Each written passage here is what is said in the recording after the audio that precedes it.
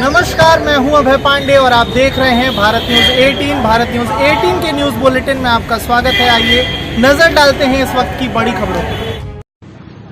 गोरखपुर जनपद के दक्षिणांचल में स्थित गोला थाना अंतर्गत राजस्व ग्राम उनवली के रहने वाले अनीस कन्नौजिया विकासखंड उरुआ में ग्राम पंचायत अधिकारी पद पर तैनात थे।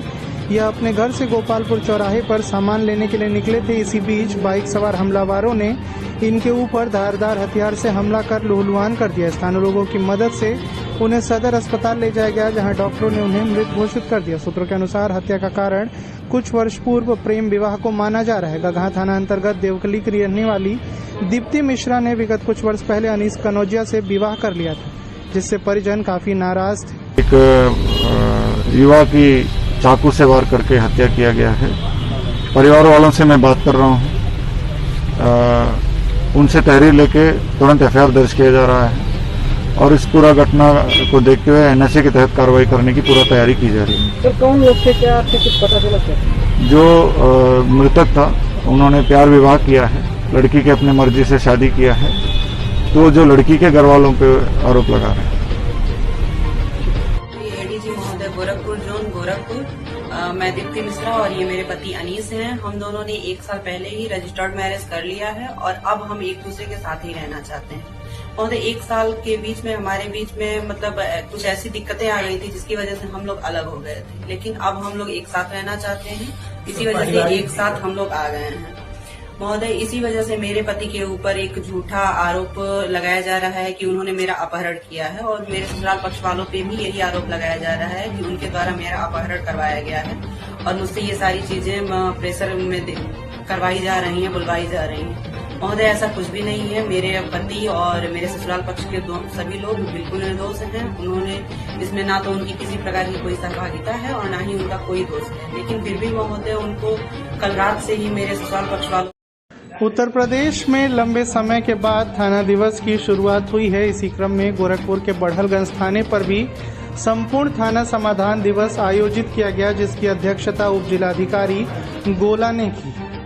आपको बता दें कि उप जिलाधिकारी महोदय ने आए हुए सभी मामलों का मौके पर निस्तारण करना चाहा, लेकिन लगभग 1.5 दर्जन मामलों में 20% मामलों का निस्तारण मौके पर हुआ। बाकी के मामलों में संबंधित को निर्देशित किया गया।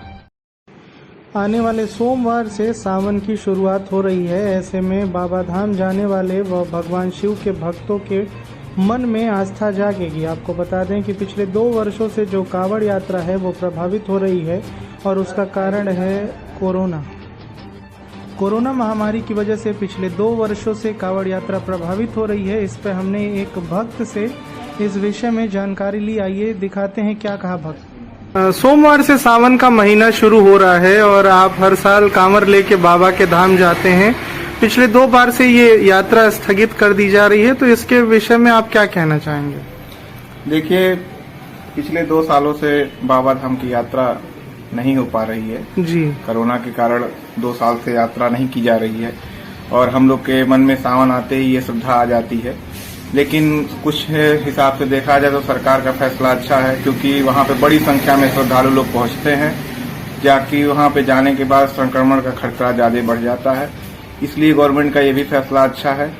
हम यही मनाते हैं, ऊपर वाले से ये कामना करते हैं कि जल्द से जल्द ये बीमारी इस देश से मुक्त हो और हमें बाबा के धाम पे दर्शन करने। अभी सावन का महीना शुरू हो रहा है सोमवार से, तो आप बाबा धाम तो नहीं जा पाएंगे। यहाँ पे कैसे पूजा अर्चना करते हैं आप? हम अपने मोहल्ले में शंकर जी का मंदिर है जी, वहाँ पे जाके अपने घर पे, भगवान तो हर जगह पे हैं, जहाँ श्रद्धा से पूजा जाए भगवान को। कोरोना महामारी के कारण विगत कई माह से संपूर्ण समाधान दिवस व थाना दिवस का आयोजन नहीं हो रहा था। पूरा देश महामारी की चपेट में इस तरह से था कि पूरे देश में संपूर्ण लॉकडाउन कर दिया गया था। लॉकडाउन खुलने के बाद लगभग 1 महीने के बाद ये थाना दिवस आयोजित किया गया है और थाना दिवस पे बहुत सारे फरियादी अपनी फरियाद लेकर पहुंचे। अगर हम बांसगांव थाने की बात करें तो बांसगांव थाना दिवस की अध्यक्षता सीओ बांसगांव ने की। सीओ श्याम देव के नेतृत्व में आज थाना दिवस आयोजित हुआ। इस दौरान सीओ साहब ने आए हुए फरियादियों की फरियाद सुनी और उनकी समस्या को सूझबूझ के साथ सुलझाने का निर्देश भी दिया।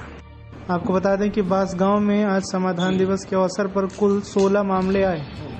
जिनमें 3 मामलों का मौके पर ही निस्तारण कर दिया गया, लेकिन बाकी मामलों के निस्तारण न हो पाने पर लोगों को संबंधित को गुरु पूर्णिमा के पावन पर्व पर शिष्यों ने गुरुओं से आशीर्वाद लिया। वहीं गुरुओं ने भी शिष्यों को आशीर्वाद दिया। आपको बता दें कि गुरु पूर्णिमा का यह पावन पर्व इतना सुहावन होता है जिस दिन शिष्य मनोभाव से अपने गुरु से प्रार्थना कर आशीर्वाद लेते हैं और गुरु भी अपने शिष्यों का मार्गदर्शन करते हैं। भारत में आज भी ये परंपरा जीवंत है, जिसे देखकर लगता है कि भारत की सभ्यता आज भी पुरातत्व पर टिकी है।